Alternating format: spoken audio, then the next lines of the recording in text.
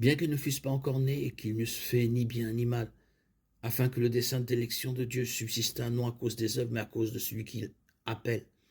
Il lui fut dit, le plus âgé sera servi au plus jeune, selon qu'il est écrit, j'ai aimé Jacob et j'ai haï Ésaü. Ainsi, cela ne dépend pas de la volonté ou de la fatigue de l'homme, mais de Dieu qui fait miséricorde. Marc 13, 20, Éphésiens 1, 4, 5. Et tous les habitants de la terre l'adoreront, tous ceux dont le nom n'a pas été écrit dès la fondation du monde, dans le livre de vie de l'agneau qui a été immolé, Apocalypse 13, 8. Dieu aurait pu choisir de sauver tous les hommes. Il a certainement le pouvoir et l'autorité de le faire. Il aurait pu choisir de ne sauver personne. Il n'a aucune obligation de sauver qui que ce soit.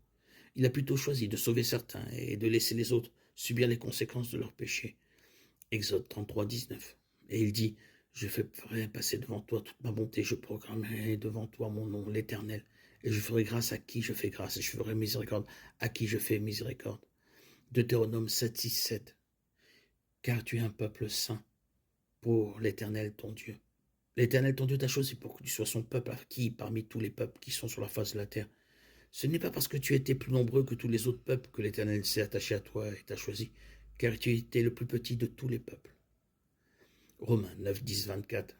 Et non seulement cela, mais quand Rebecca eut conçu des enfants d'un seul homme, notre ancêtre Isaac, alors qu'il n'était pas encore né et qu'il n'avait fait ni bien ni mal, afin que le dessein de l'élection de Dieu subsistât, non à cause des œuvres, mais à cause de celui qui appelle.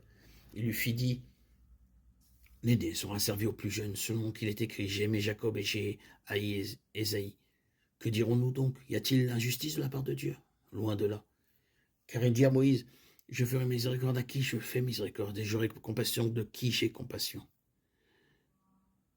Il y a de nombreux versets dans l'Ancien Testament et le Nouveau Testament qui parlent d'élection. Quand on regarde tout ce que la Bible enseigne sur l'élection et la prédestination, il devient évident que le choix de Dieu n'était pas basé sur un acte ou une réponse prévue, mais uniquement sur le bon plaisir de Dieu et sa volonté souveraine. Bien comprise, l'élection inconditionnelle de Dieu est un maillon de la chaîne incassable du salut, que l'on voit dans Romains 8, 28, 29. Car ceux qu'il a connus d'avance, il les a aussi prédestinés à être semblables à l'image de son Fils, pour que son Fils soit le premier-né entre plusieurs frères.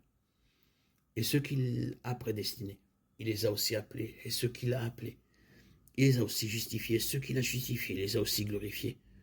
Tous ceux qui sont prédestinés seront sauvés, car ce sont eux que Dieu le Père donne à Jésus-Christ, qui les ressuscitera au dernier jour.